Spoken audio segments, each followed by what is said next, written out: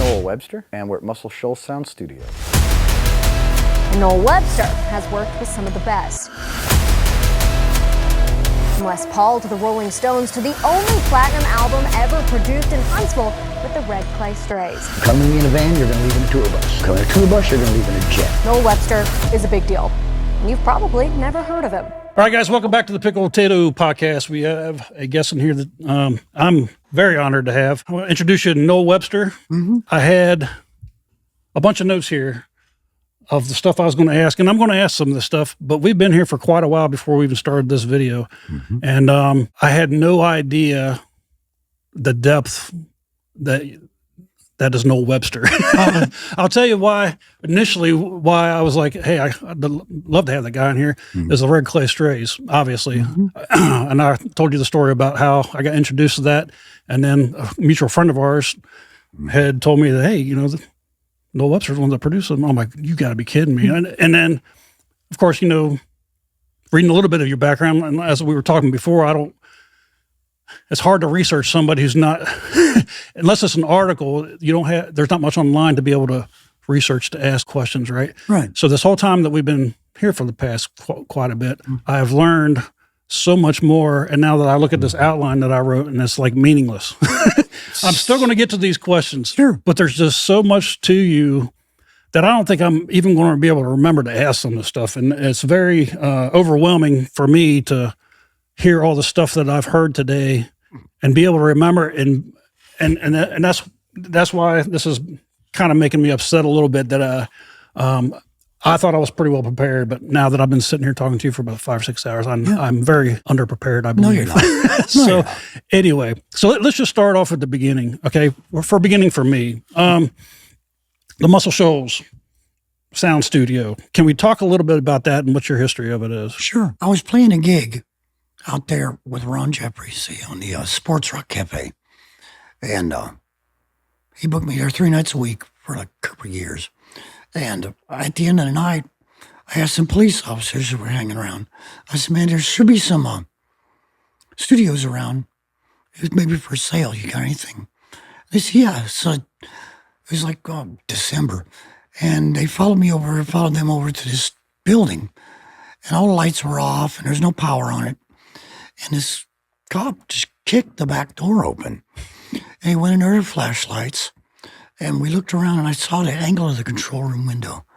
I said, man, Tommy Dowd's been here from Atlantic. I said, this is for real. I looked around, all this stuff, signatures on the walls and things like that. And I went back and I bought it from the doctor that owned that building since 1945. And the Swampers that were there, the musicians, they never owned the building. They leased it for $150 a month for 10 years. And when that got done, they got the boot.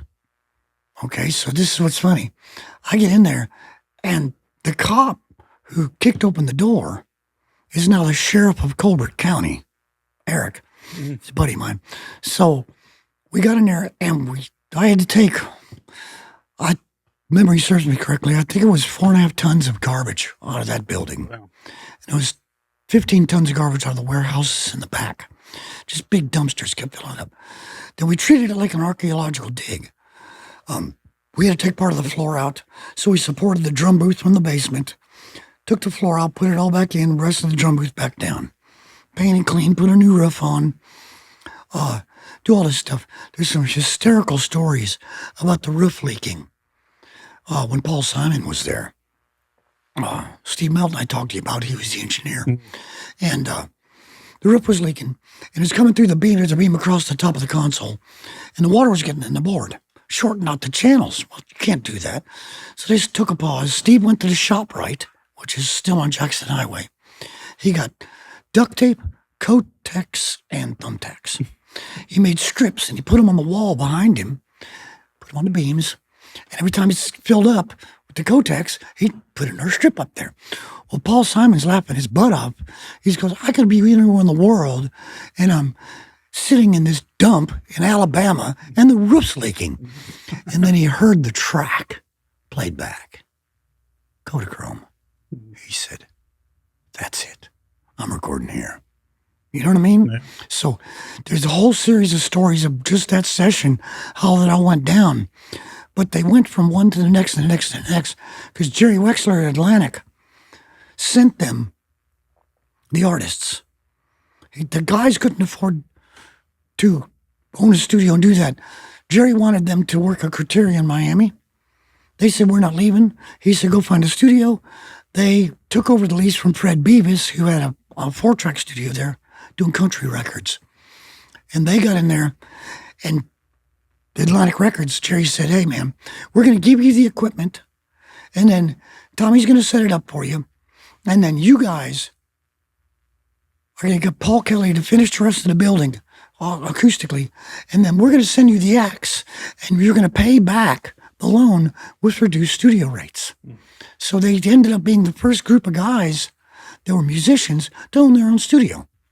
And that's all that worked with them. But when they moved out, all the electrical wiring was still there and stuff like that. We went in there, and it took 2 years. But once we got the roof back on and all the stuff working again, new air conditioning, we were good to go. And then we proceeded to start making a landmark. That took another 2.5 years, and it protected. Yeah. So we got it listed on National Register. And normally you have to go city, county, state, or city, state, and national in the procedures. That's the first building in the country that went national first time out. And another thing that happened was you have to have a period of significance older than 50 years. And we didn't have that. I mean, it's like a line in the sand. Yeah. So what happened is when we applied for landmark and we got that, then the Park Service went back and they did their own thing called Criterion G that says, you got to be this cool to break that marker. Right. So they listed us national. No. They listed a dirt track in, I think in Arkansas. And for city or local, they did a geodesic dome in Oklahoma. So those are like the standards, less than 50 years to get this. But they said, you don't want to be national, you got to be that cool. Mm. That's a pretty high bar. And it was a really cool thing. That was a great achievement, man. Got to happen. Obviously, you bought it and restored it and made it yeah. Right what it is now. So there has to be some kind of background that made you interested in that and doing that. Well, I was playing a gig and I had my studio stuff in storage here in Huntsville. Mm-hmm. I had a studio here in Huntsville. And we transferred everything from Huntsville over to there. And moved, I sold my machine shop and everything. And we moved in there, and I just stayed at the studio and made records and played gigs. And that was it. So all that progressed on. In 2006, we finally got our stuff done with trademark, our landmark stuff. Did the trademarks to protect it. And then, let's say 2009, Black Keys came. Mm-hmm. We did that. That album exploded. And that was great, but we had been making records right along. You know, probably 6, 7 albums a year, different people. And in 2013, I decided to sell it because what else could I do? We got hit records, we got Grammys, and we made it a landmark. So you're skipping past a whole lot there. Yeah. when you say, well, yeah, we got Grammys, we got this, all this. So can we expand on that a little bit? Okay. I mean, the background that you have and the people that you've worked with, that's, the stuff I want to dig into a little bit because I'm fascinated by the depth of who and when you've done this work, producing this music. Who was the first, how did you even get into producing? When I was 17 years old, I got to work with a band called the Manhattans. Mm-hmm. When they had You Are My Shining Star. Yeah. So we did that and did some other stuff. And there was a local guy in Huntsville who had a studio. I worked with him, Dole Brady, and went on. At the same time I'm playing music, at the same time I'm in studios, at the same time I'm doing live sound. So you got to wear lots of hats. And as the gigs come up, they go from here to here. So in between playing gigs, I would do a lot of session stuff. And some of that would be in Atlanta, some of it would be in Nashville, some would be in Memphis. And as the records kept going and as I kept progressing with these things, like up into 89, we got to work for the Rolling Stones. And then later on, got to work for Pink Floyd. I got to work for Metallica and da-da-da-da-da. And a lot of these were just legs or two parts of tours doing production. But they're all interconnected. And in between that, I'm making records. So stuff we're doing in Atlanta was totally different from the stuff I was doing here in Huntsville. And in the Shoals, a myriad of people came from all over, mainly the West Coast. Apparently, between California and Muscle Shoals, there weren't any studios people were using. They would come all the way from maybe the West Coast. Yeah. Come track. Some people from Texas. Getting the tour of this place, I think it's safe to say that you're an analog expert, right? No, I'm just old and historian. Well, if you bring anybody in here to try to operate that, there's very few that could operate. Yeah, so I guess so. Call it whatever you want. Being you say you're a dinosaur and all that. I mean, I think that's going to be lost art. It's coming, right? And this is one of the very few places that are still left where you can do analog. Yeah, I mean, it's not analog tape anymore so much as it is analog front end. And consoles and the electronics we're using in here are based basically around the 60s. So take for instance, Red Clay Strays. Yeah. So when they came in here and you recorded them, so there has to be that raw sound. There's going to be imperfections. You can hear a little bit of imperfection in here and there, but I think that's what makes the album or the songs so much better. Why is it more important to have that raw sound other than a technical perfection where you're on a computer making sure everything is exactly lined up? Why do you think that raw sound is? Because you believe it. Yeah. There was records like When a Man Loves a Woman. They sent the wrong tape to him, and the horns were flat.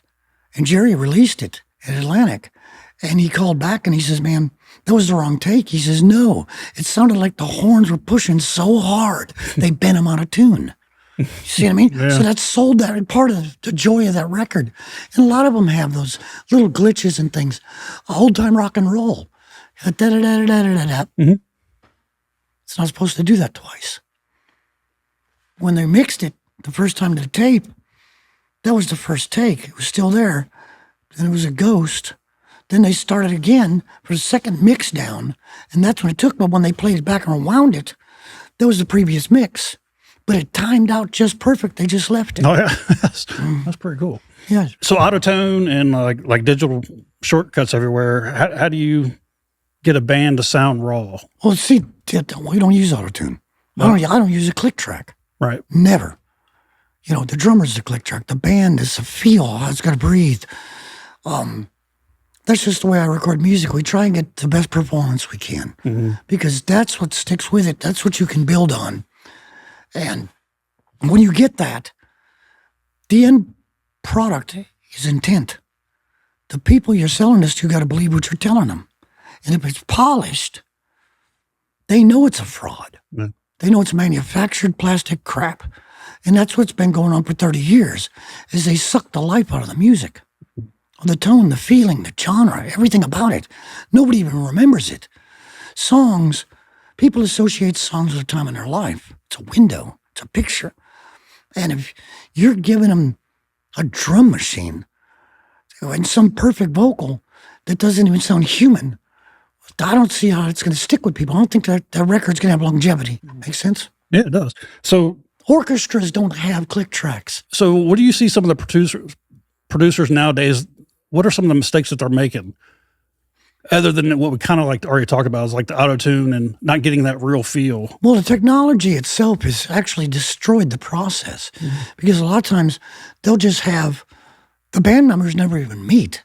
One guy will play this, two guys will play that. They're never in the same room. Well, it breaks that link and that electricity. You can do it in WAV files and try to tighten it up, but it's never going to be the same as the intent of two people looking face to face and playing. They're never going to lose that lightning, that natural rhythm, that timing. That stuff you can't quantize into a feel. It has to be real. It's spontaneous. Well, a lot of times you would think, like when I think, before I got in this room, when I would think of a band recording, I picture booths with soundproof around it with a mic above the singer and a guitar player sitting over here. That's a horrible mistake they made, and it started in the 70s. Yeah. Records were made in big open rooms. And I never would have thought that until you showed me some pictures of like the Doors and Capitol, all those guys. It's like a wide open space, and I was like, well, and I asked you before we started, I'm like, how are you capturing the individual part? And you said you're not. You don't want you want that open feeling. Yeah, we do, but we also it does with bats and gobos and things like that. You can tighten things up. You can always make a room smaller. You can never make it bigger. Okay, and if you take somebody and you put them in a fish tank and you look at them through glass, it's not the same as them face to face right there. You know what I mean? It can be done, and there have been a lot of great records done like that, but for the most part, I want everybody tightened and together in the room. Just like a choir. They don't separate this side from that side and put them in booths. Yeah. They're all together. Same thing with an orchestra. They don't put 100 mics on an orchestra. Use a Decatree. 3 mics. Whew, the whole thing. So there's ways that they did it in the past that they don't do it now. And if they want all that control actually takes away from the production of what really happened. Recordings are supposed to present somebody something at a place where they couldn't be at that time. Now they're making something that they can't recreate. Does that make sense? Yeah. They can't duplicate it because it's all chopped and put together, pureed and put together. And it's like cooking. When you make a spaghetti sauce, you got to add this and add that. You don't separate those things in different dishes and cook them on different pans. Yeah. Everything's the same. And that's what a mix is. Music's the same way. The Nashville sound kind of changed a little bit. What you say? But I say that in one breath, but in another breath, some of the songs that have come out there I've enjoyed. Mm-hmm. But 3 years later, I'll forget about it. I'll hear it on the radio. I'm like, oh, yeah, I remember that song. But stuff back from the 50s and 60s, you play that song, and I could probably sing every lick, every chord, vocals and everything. I can remember all that. And so that's probably the power of that live analog feel rather than a digital cookie cutter type thing. Yeah, it's the fact that they're chopping it up. I don't care about the format. They're destroying the product and taking away all the essence of its soul. It's like doing 100 rewrites on a song. Mm-hmm. What's the point? You just took the life of the song away to get to this. Now you have this shit. Mm-hmm. When you did have an intent, like a Bob Dylan or all these guys that can write and play and sing, they don't want those guys around because they can't steal their publishing. Mm-hmm. You know what I mean? Yeah. Back in the day, even, they wanted, you're an artist, you're a writer, you're an engineer, you're a producer. Seldom they don't want a Brian Wilson to come along that does all of it. It doesn't need them at all. Yeah. See, because he made a better product than all them in a pile. Mm-hmm. There's guys like that. And that's the kind of stuff I try to make a cohesive thing and paint a picture with these bands so that their picture, the people that are buying the record, they can see that and they believe it. So when you have a band that comes up here and says, hey, no, we want you to record our album, and they're coming in there and they think, okay, we got our songs ready. Mm-hmm. We got what we want to do. In their mind, they're probably coming in here and like, all right, hit the record button, let's go. Mm-hmm. And then they get in here and then they get the Noel treatment, right? Well, we have to, not being mean or anything like that, but they probably don't know what they don't know, right? So it might be to them, hey, we're going to come in here and record some tracks. But when they get in here with you, maybe a lot more so than another producer, and you're showing them not only how to do it, but why you're doing it. Hey, I'm going to do it with this, this, and this. Mm-hmm. And we talked a lot about that before with some bands that you'd work with. You've even rewired their pedal stuff and like that. I mean, you have to. How do you approach that with a new band? Maybe, you have to deal with egos and everything else. I mean, if you're telling the band, hey, that's not how you do this, we should do it like this, and you're going to be like, hey, this is our song. I mean, how do you work that avenue? I mean, has it ever been a problem where the work has stopped or somebody fights with you and they just don't trust you until you get to the end product? I mean, how does that? I did have a kid from Kentucky that brought over his amplifier, And he's telling me that it has to be turned up this loud in order to sustain and feedback. I said, well, it's not going to track very well with everybody else. The tone is horrible to begin with, so I want to fix some other stuff and showed him. And then I said, well, your pedal board is causing these problems. Do this, do this, do this. And turn his amp volume down, increase his gain at the front end. And at this level, a quarter of what it was, he's got a sustain he wants. But it took 2 hours to convince him. 2 hours of studio time he's paying me to do, to learn that lesson. Yeah. Why is he wasting everybody's time? Why didn't he just learn? Yeah. So you do have sometimes people just don't understand. That's what I was getting ready to say. I mean, you don't know what you don't know. So how can you prepare for something that you don't know is broke until you get in here? And that's right. And a lot of people come in here, they're trying, their songs are tight. They know what they do. They brought it to that level that they're comfortable with. But when they get in here, it's a different environment in most cases. So you do have to go through each individual instrument and each person and see what they're giving you, and then make all that work together as a team. And then once the technical things are handled on their instruments and their pedal boards, then you got to start at something. Then they can play together. And once they do, they tighten up pretty quick, and then you can get on and work. So our records don't last for months and months and months. I'm done in a week or two. Yeah, so when it comes to Well, real quick, if you don't mind. Yeah. Trace is going to jump in here. So how do you find the balance between that technical prowess as far as like rewiring and changing up, like you were saying, increasing the gain on the front end, but lowering the gain on the amp? Surely that creates a different tone. So where do you draw the line between changing and sound designing for the band, or do you, and try to make something new for them to just make something new and not something that another band sounds like? Like, where's that balance for you? When I hear this stuff, I got to see a picture in my monitors. And once I create that picture, once I get that image of what they're putting down, I see what the direction they're going. And if I agree with it and say, hey, this is really going to work for this song, then we'll go in that direction a little tighter.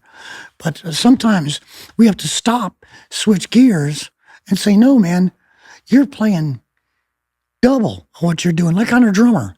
I've had to take the cymbals off the kit. And I said, give me Phil Rudd. I want straight fours. And then they listened to it played back on the record. I said, see, it sounds like a record.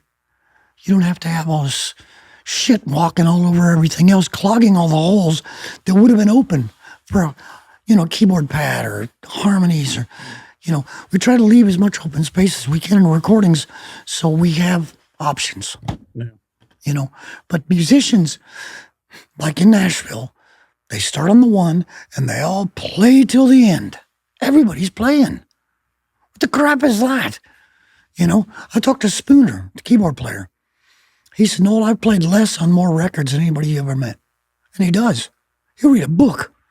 It's the perfect stuff. Yeah. Because it's not about ego. They know they're supposed to support the artist.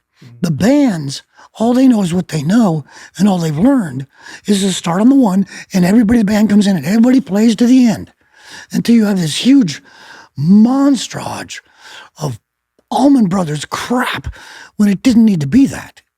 It needed to be more like David Gates and Bread. See what I mean? Yeah. Sparse. Then you have impact. Then you have dynamics.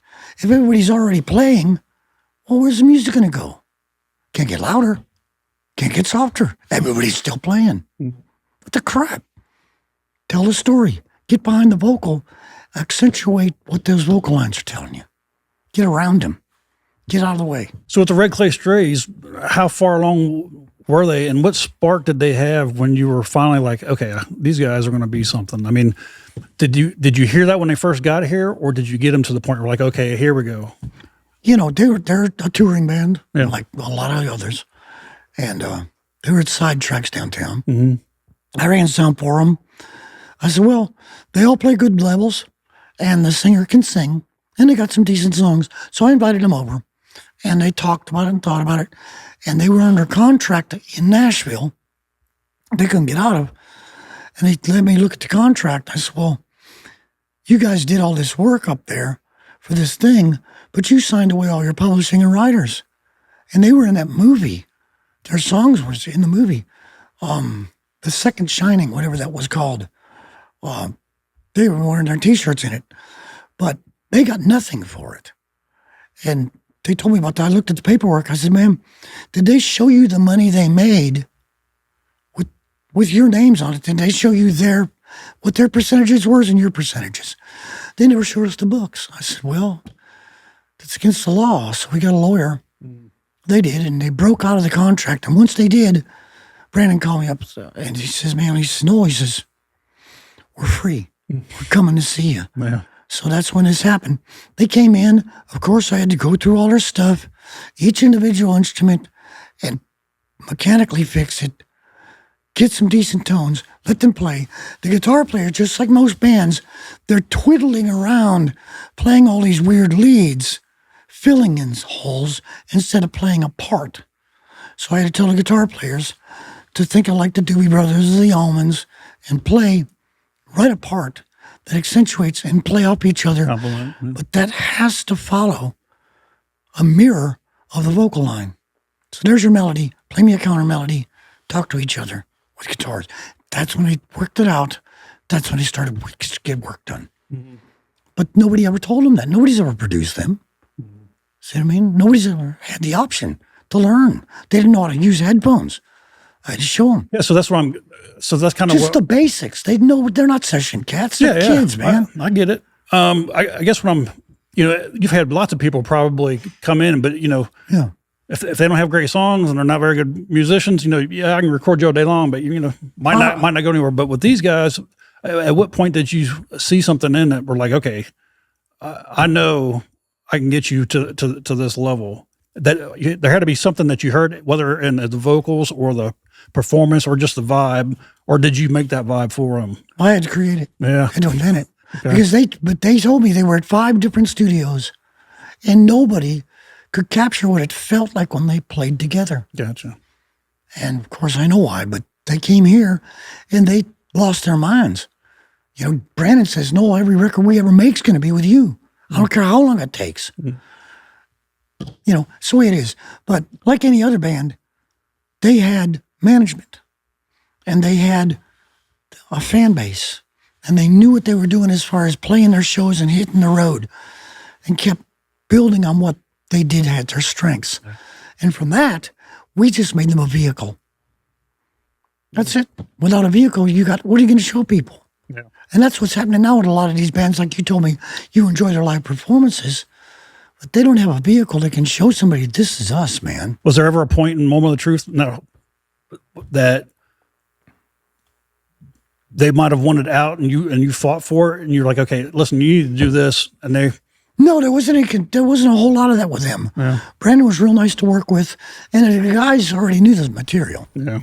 It's pretty cool. Tracer here, former government experiment, current podcast dude. I wasn't designed for this, but I wasn't designed to use a microwave either, and that didn't stop me. Bill and I started Pickletato to spotlight artists, musicians, local legends, people who deserve it, and it's been working, until now, because YouTube is deleting our subscribers. That's not a theory, that's confirmed. Some of you got unsubscribed without even knowing. We're calling it what it is, a digital ambush. So I'm officially declaring a state of emergency, level 3, possibly 4. We're still waiting on the paperwork.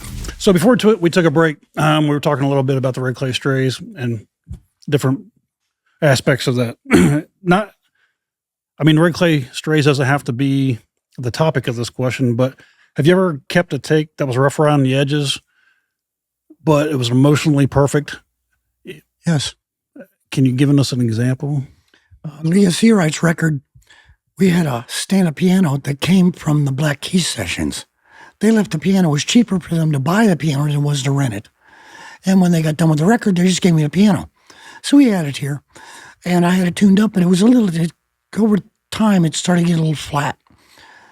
The keys, Dunlap. So we had Leah playing, and we had this dobro and things going on, a Hammond in the background pad. And we played that piano with it, and it made the whole thing real creepy because it was just enough out of tune that made that picture almost dreamlike. And I'll get you a copy of the song so you can hear what I'm talking about. You played that for me, and I don't know why I have never heard of her before, which is odd because, if I'd heard it one time, I'd have been like, okay, who is that? I got to hear more. Right. She plays now with her band, Yeah. and they're loud rock and roll, and she's screaming. And that's not that. No, it's not.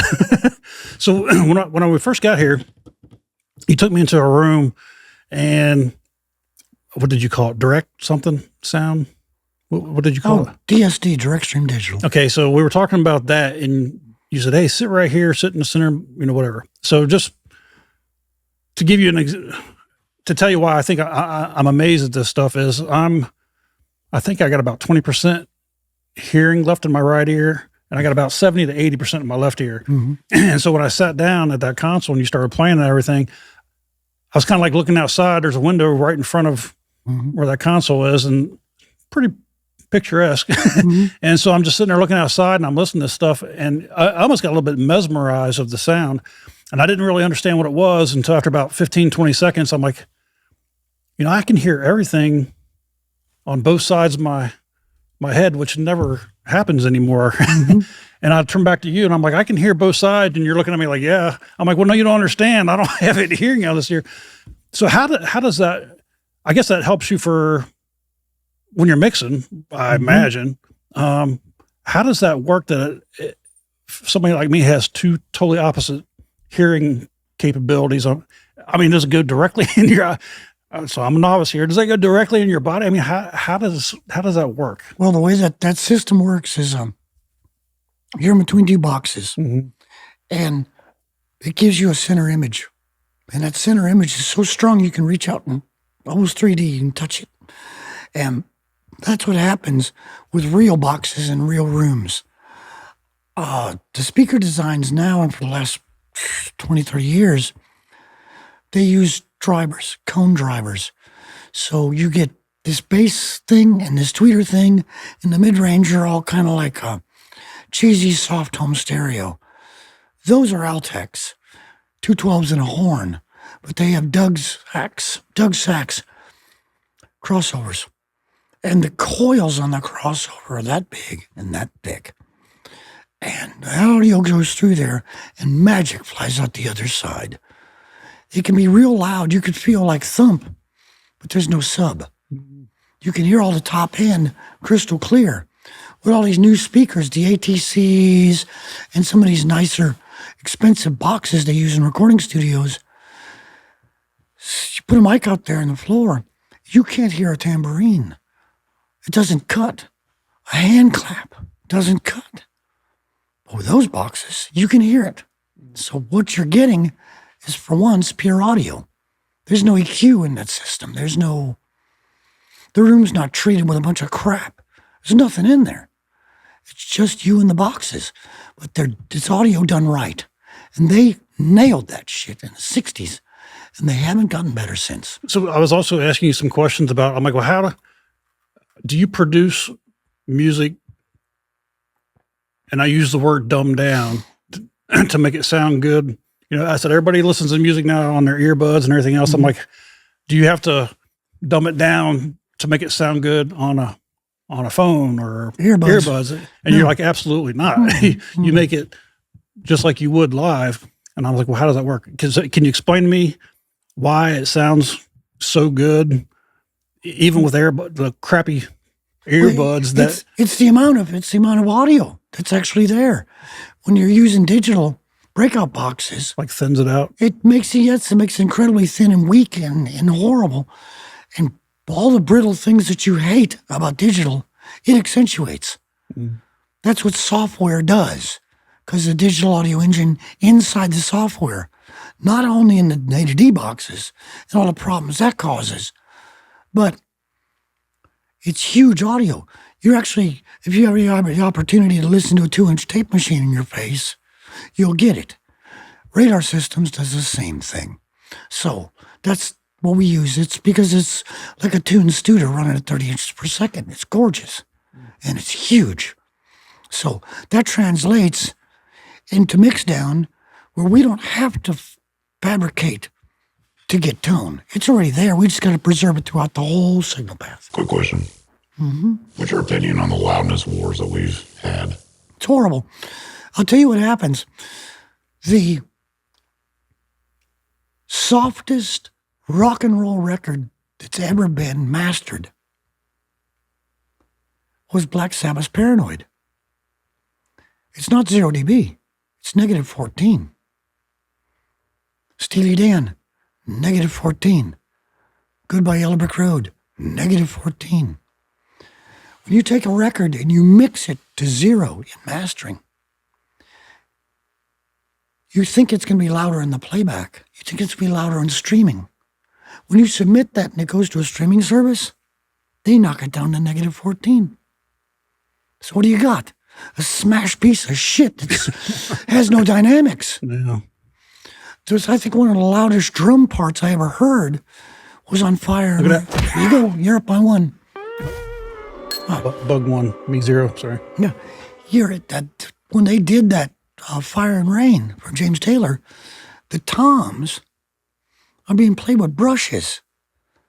And that's a louder attack on a record than rock and roll records. Physically, the dynamics. They jump out of the mix and they knock you down. Goodbye Albert Road, same thing. You turn the radio up to hear him sing When Are You Gonna Come Down? When the band comes in, put you through the back wall. Dynamics, drive records.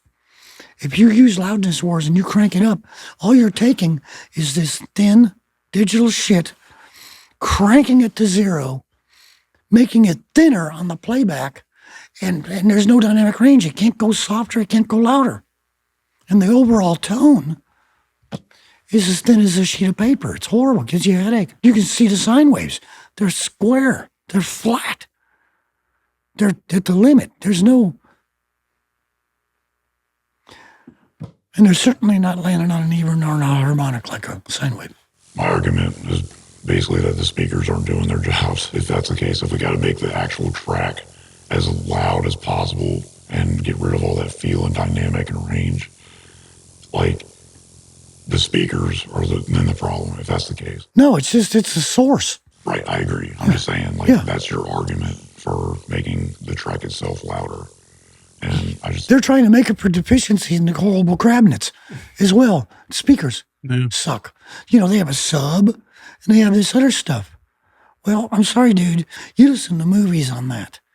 Like Atmos. I don't want to hear music with a Hammond organ flying over the back of my head. I work with Pink Floyd. They didn't do that. You know what I mean? You can paint a 3D picture with 2 speakers if you got the right stuff. Well, you proved it to me, which I never would have believed until I stepped in. Case in point, pan knobs on consoles don't need to be there. We use select switches, 100% left, center, 100% right. You can shift it around, the volume doesn't change. Same thing, we walk around the house, you can hear it outside, it's the same volume, no matter where it's at in the mix. That's the technology we use, and that's because it works. And you listen on earbuds to America or the Beatles, and you're going to hear hard left, hard right. But that stuff seems to work. It creates a stereo image that you can emulate with a plug-in. And if they took that and mastered it up hotter than it was, you would lose the integrity. You'd lose its feel. It would just be loud. And that's not music. Sorry. So what was it like working for a band like Pink Floyd as, great artists that they are? I mean, any producer is going to help out any band at any point. What was some of the stuff that you brought to the table with those guys that they didn't do before? No, their team is the same guys they've used for a long time. Mm-hmm. They own the largest production company in Europe called Britannia Row. And I got to do some Tours Legs production with them. Everybody that was involved in there was so experienced and so kind. Plus, they had great catering. What happened? The most important. Yeah. What happened, guys, there's a lot of bands that we record with or work with on the road. Normally, the younger ones, they have their heads up their asses and they think they're Elvis. These guys ain't got nothing to prove to nobody. And they're so mechanically sound in everything that they do that they have redundancy. So if this fails, they got ways to work around it. And they've been doing it for so long. It's a big machine. There's a lot of moving parts and a lot of moving people. It's a city they're moving. But at the same time, they can guarantee a show from here to there with consistency. That's just being a professional. And that's what happens with guys like that. You don't have all the problems that other people have because they don't exist. They're smart. That's all there is to it. They bring the best people money can buy, and that's why they keep them. Yeah. That's the way that works, man. So we were talking, just before we were talking about the direct sound. Help me remember this story, because we were talking about the door over there. I know we can't see that. But the door over there is the same distance in Sun Studios. Is that what you said? No, it's Muscle Shoals Sound. Okay, Muscle Shoals Sound, and that's kind of why you have that room over there. Yeah. Can you explain a little bit more why that sound sounds just as good, like you said, being diagonally from it rather than being right in front of it? It almost sounds, you don't really lose quality. Can you explain that a little bit more? Yeah, if you're mixing in the mix position, you got speakers pointing right at you, and you got an image. If you get up from that scene and you spend all day there, it gets to a point where you can't see the forest for the trees. It becomes a blurred kind of, things start phasing together. So you get up and you walk outside parallel to the speakers, and you open the door and you stand outside and you listen to the mix out there. You can make calls on a mix easier. They'll jump out at you, listening off access at a distance than you could if your face was stuck right in the middle.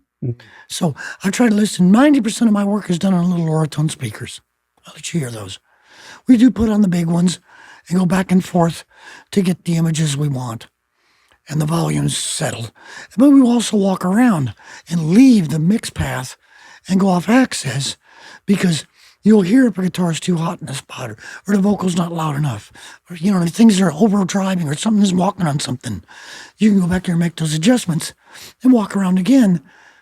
It settles down. Your brain settles down. Everything refocuses. When you get back into work, the mix, you're done. Yeah, who's the band that you told me that story that they walked outside and heard it, and like, what band was that? That was Muscle Shoals Rhythm Section, the Swampers. Okay. Did the porch test. And they went out there like for Rod Stewart or things like that, Bob Seger. They'd listen out there and make calls. Hey, man, can you do this? Can you do that? Oh, this isn't grooving right. You know what I mean? And like Roger would always, the drummer, he said, man, the band's doing its thing, but it's not got enough drive to it. They'd go in there and recut it based on what he heard on the porch. And that's what they ended up with. So you have to know everybody's pulling in the same direction. And they do, in that environment, they respect each other's. If Roger said it needs to go there, they go do it. A producer will do the same thing if he hears it. But we try to listen in different environments so the same access or off access at different volumes, because it will start revealing things you didn't know. Tighten up a mix. You're not going to blow your own horn. I'm going to have to get it out of you. I don't have a horn. I have a nose. So we went in the other room before, and you just started playing me tracks. You're like, this is here. Listen, this is what I did here. This is what I did here. Ambrosia, just stuff that I've heard all my life that I had no idea that you were a part of. Can we go? I know we're not going to hit all of them, but can you help me express your catalog of people that you've worked for or worked with? I mean, I know that's a hard ask, but I cannot wrap my brain around the amount. And I would have to sit here with a piece of paper and write everything down and say this, this, and this. So it'd be easier, me taking the easy way out and just ask you, will you please embellish a little bit on yourself and tell us who you've worked with? There's some that were live, and some that were studio, and some that were both. So I can't draw a distinction between a band you've never heard of and somebody you do. Because to me, they're all artists. They all may have a contribution. They all did something really cool. In fact, I'll probably show you stuff you haven't heard, like I did, that you'll say, hey, who is that? I would have bought that if I knew it was there. Or I like this. Now that you explained it to me, I like this element of it. I never would have picked up on this. the gunfight that we used on Killers, Yeah.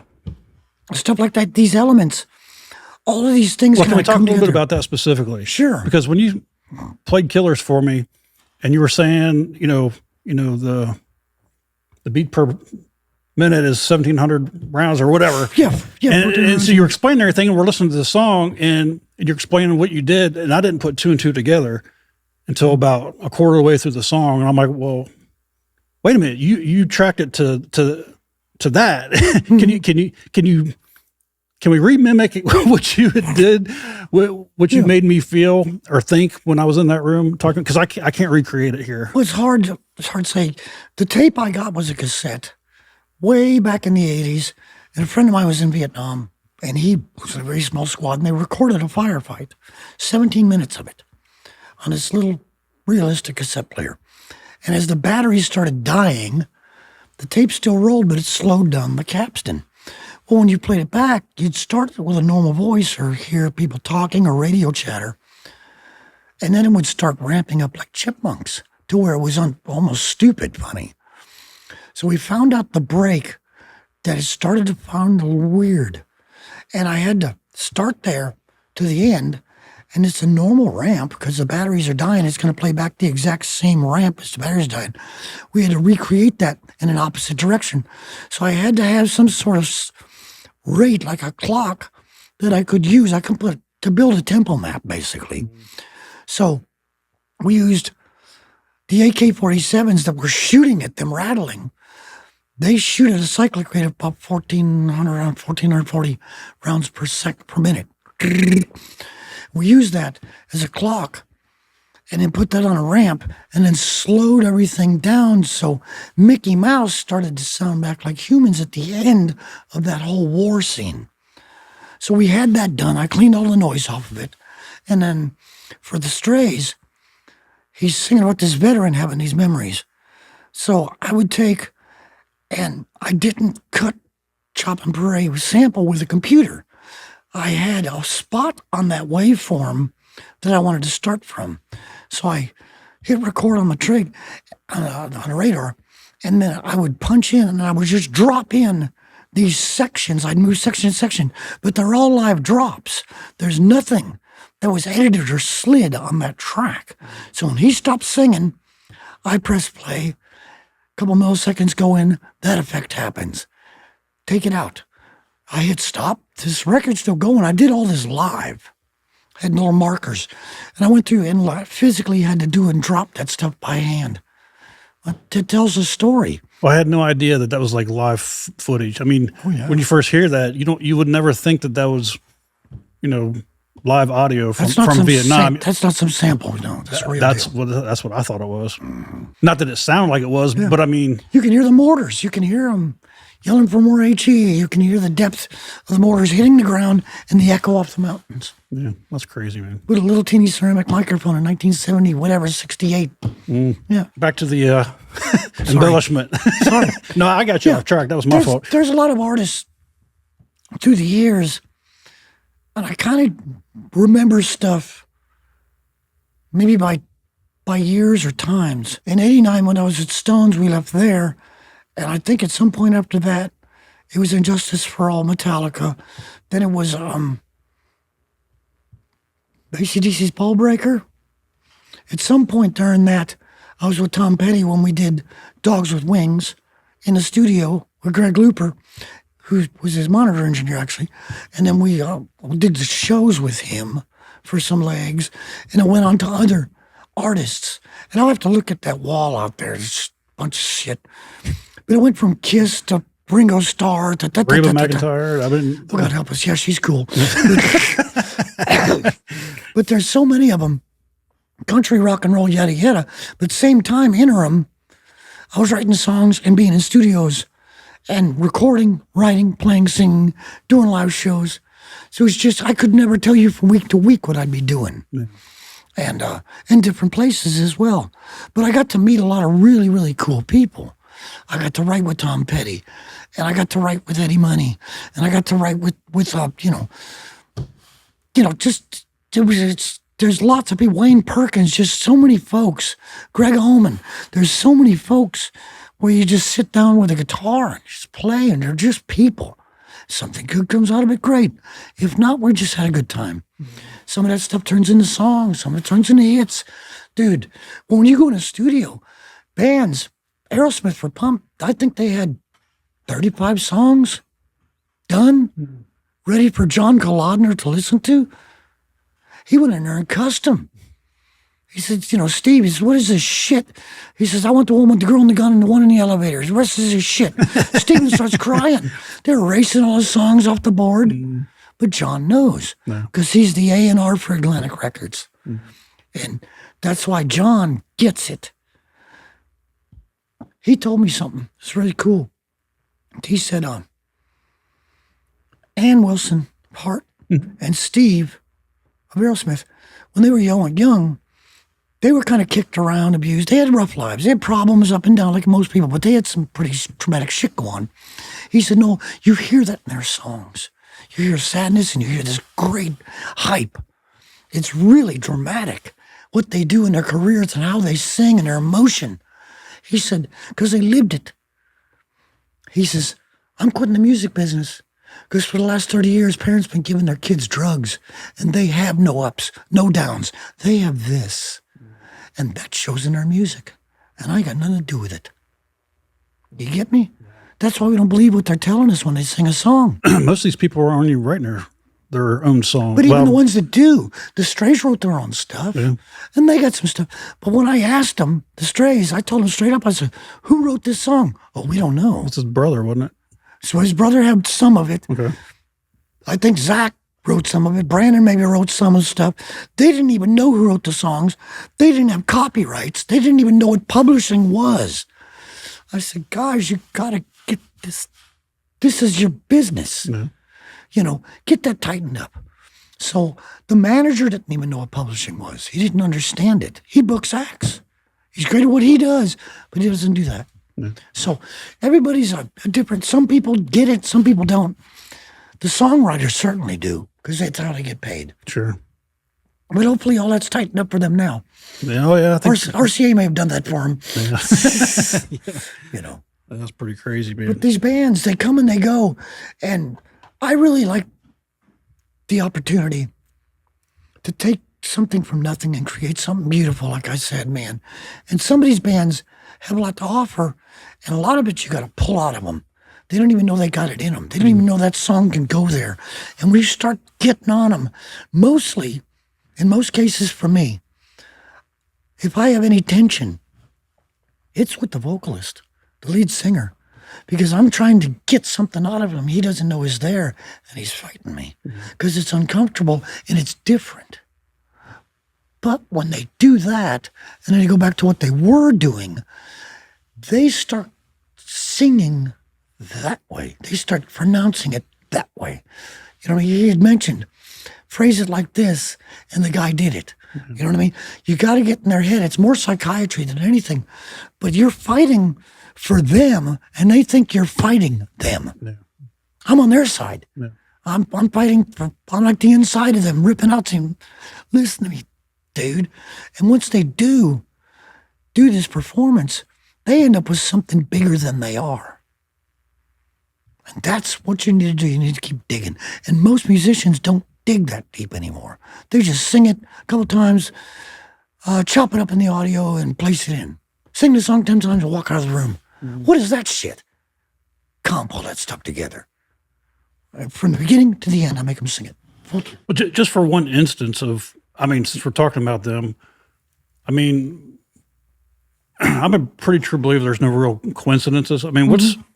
What's the coincidence that those guys would be at Sidetracks and meet you, and then you bring them in, and then all of a sudden, something's weird. I thought about this a minute ago when we were talking about some stuff. It seems like my life goes in major increments every 10 years. So, in 79, I'm playing drums and getting in the book of drummers. 89, I'm with the Stones. 99, I buy the Studio Shoals Sound. 2009, we do the Black Keys. 2019, I built a recording studio, the first one for a college in the state of Alabama, UAH. See what I mean? Yeah. Da, da, da, da, da, da, da, da, da, da. And then we do the Strays here 10 years later. Craziness. What year was that? I don't know. Was it 2021? 2019, 2021? Okay. Are you out there trying to find hidden gems in the music scene? Then check out what Bud Gamble has been working on over at Off the Charts, where Bud writes columns about lesser-known bands and highlights them. Become well-versed in the local music scene today. While you're at it, pick up Bud's book, Sidetracks Music Hall, which documents the remarkable journey of a local music venue. Lastly, it's about time we had a chat. You need to step your game up. Whether it's promotional band pictures or epic profile pictures, Bud Gamble is the guy you want. First impressions are the everlasting impression. Make your first impression incredible with Bud Gamble's photography services. All links are down in the description. We're looking at Noel Webster's website. It's noelwebster.com. And he's showing me a lot of stuff on here about the museum. We're talking a lot about the museum and studios you've actually built. So what we're looking at right now on his website, if you go to his website and then go to sessions, and then where's it at? Oh, yeah, the UAH. So Noel either helped or built this thing from scratch. How did this happen? Built the whole thing from scratch. You mentioned Lisa. Phil Williams, state representative. Yep. He brought me over there. He made a $20,000 donation to the school and told the president, we're donating this to the school for the studio. You know what? I went to lunch with those guys and they were telling me about that. I didn't put two and two together. Yeah. And he said, Noel's gonna build a studio for you. Yeah. Remember they So he told us hired about me. that when we went to lunch with them. Yeah. Remember that, Tracer? When we went to lunch with Lisa and her husband, and they were talking about how they, anyway. So we built a studio and did that. And I was there worked there for about, the whole time I was there, I think it was a little less than 3 years. Oh, I'm sorry, I wasn't you. It was Mark. My bad. me and a friend of mine, Lisa was helping me out with a business venture I had going on. Of course, you know, who do you ask about business is She's Lisa. so cool, man. Yeah, I mean, Love those guys. man, those guys are so genuine and willing to help. I mean, tremendously successful. And usually people like that, you would think, hold the information. Yeah. No. They're the gatekeepers. We're not telling you. They are so willing to help people, and they didn't even ask me for anything. Yeah. And I was waiting for it, and I was willing to pay for the information that they were giving me, but it never came. And I even offered, and they're like, no. And anyway, I know we're getting sidetracked, but amazing people. But so, yeah, you built this from, if you guys want to look at the pictures from the UAH build from the beginning to what it is now, it's pretty amazing. So the reason we're going through this stuff is because Noel somehow acquired this stuff. Do you want to tell that story a little bit? How you got a phone call and they're like, hey, come take this stuff. It was at the AES in New York, and they had all this stuff in a 501c nonprofit. And they said, hey, Noel, man, you got the space to house all this stuff, and you've already made Shoals Sound a national landmark. You'd be the perfect guy. We can trust you with all this. So you're going to do the right thing with it. So we started sending these semi-trailers down, and each one was like opening up as national treasures, packed to the sky. So we all got all our buddies, and we all loaded it out, and it took forever. And like here's the Mercury Theater CBS recorder that did War of the Worlds. And lots of this stuff in here. It's all, I need to put like little notes by it, what it is, where it came from. But I found a lot of this stuff homes, because what good would it be doing sitting in my warehouse than it was in Nashville, in New York? Yeah, we used collecting dust. So I found specific buyers that wanted that specific piece. And they drive them all over the country to get it. But that's their piece. And they still have it and they still use it. There was Larry Crane's a buddy of mine. He owns a Tape Op magazine. And he was interviewing these people called Kitty, Daisy, and Lewis in England. They're a band, 50s band, but it's a family. And they're really good. Well, they talked about, in this article, he said, man, what piece of equipment would just be your ultimate thing to have to make records with? And the guy mentioned, I'd like to have the original 8-track from Atlantic Records that did Ray Charles, and all that stuff. Because it's a collector's item, but it's a very good sounding machine as well. He said, nobody knows where it is, yada, yada, yada. But anyways, they closed out their article with that, and he left his email in London. So I read it. Hey, dude, you want this tape machine? I sent him pictures. He went, holy. So I had Brian come over and build a crate for it. The only way we could ship it was a trucking company had to come pick it up, called the Octopus, because the damn thing was 7, 8 feet tall. And we took this thing and brought it to, they had to take it and bring it to the docks in Louisiana, get it on a container ship. And that's how they got it there. And I had to send it as a gift, because if I didn't, they'd have to pay VAT tax on it. Yeah. So that was a cool thing, man. Anyways, they got that tape machine in London. We'd text back and forth. They got it up and running. And ever since then, every record they made has been on that tape machine. You see what I mean? Yeah. So that they're never going to get rid of it. Yeah, that's their piece. So that's what I did with all that stuff in the museum. A lot of it is here that I used to record with. But the majority of all that stuff found homes that people are going to treasure it. That's the only reason I let it go. Sure. Well, I got one more question, and then we're going to wrap this up. So we talked earlier about, I'm trying to figure out how not to give this away. We talked about some individuals that I thought would have a good idea to come in and talk to you. And I was like, how does this work? And, what does this do? And you said, yeah, I don't. Well, I'll go ahead and say it, and then you can tell me if to cut it out or not. Yeah. You said, I don't do local people. And we talked about that a little bit and why. And you said, I said, is this an invite only? And you're like, well, yeah, kind of. Mm-hmm. So I guess the question a normal question I would ask is, okay, if there's bands out there who want to get to go record Noel, how do we get a hold of Noel? But going back to that conversation we had off camera, you're like, okay, this is an invite only. Do you see bands and invite them, or do you wait for guys to ask you and be like, we're not really doing that now? Or, I mean, how does that work out? So a lot of people reach out, and a lot of the bands that we cut are guys that have already had 4 or 5 albums out. Okay. And they got street cred, and they got a fan base, and they tour, and they're just looking to not sound like everybody else. They want to elevate what they got. They want more of a live authenticity. Authenticity. Yeah. They're sick of people chopping them up and making them sound like everybody else. Yeah. So that's one attraction to it. But this isn't a public space. Yeah, this is an undisclosed location. It's a private studio. Yeah.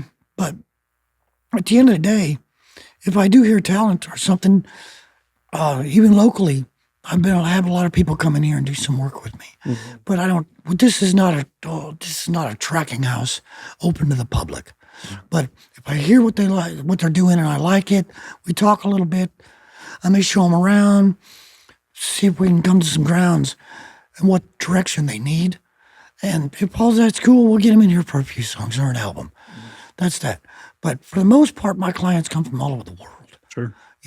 And I've never called somebody and said, hey, come record with me or come see my studio or advertise my business. No. Never. Even when I was at Shoals Sound, I never put out a flyer and say, here's our rate card. Right. It doesn't work that way. Well, I guess you have to build. Why would you? You know what I mean? I think your background speaks for itself. I just rather do something I love and something that I know could hopefully benefit somebody else. Well, you also mentioned that you're retired, and I was like, when did you retire? You're like, I've been retired for the past 50 years. So I'm like, okay. I wish I could be retired like that for the last 50 years. So, if you're doing what you love, it's not work. That's what I've heard. Mm-hmm. I've kind of been there a little bit, but it keeps going away. I've seen pictures. Yeah. Hey, no, we're going to wrap this up. Listen, man, we've spent a lot of time here, and I feel very bad for being so distracting to you. Not at all. It's been great. It's been an honor to get to know you as well as we have. Obviously, we haven't captured everything that we've talked about on camera, and we've got some stories I'll take to my grave and ones that I'll never forget. And I really, really appreciate it. I think this is more for me and Tracer than it was for the audience, but I hope the audience has got something out of it. I hope you enjoy it. Oh, I know you will. Just hearing the stories and the legend that you are. So we really appreciate you letting us do this and coming into your kingdom here. Well, thanks for coming, man. It's really cool to have new friends. Yeah, yes, sir. Well, I appreciate it. We're going to cut it off here. Thanks for tuning in, guys. And I don't know what to say after that. Tracer. Goodbye. Thanks for watching. Hope you liked the video. YouTube thinks you like some of our other content, which is over here. Subscribe to us, comment, let us know how we're doing.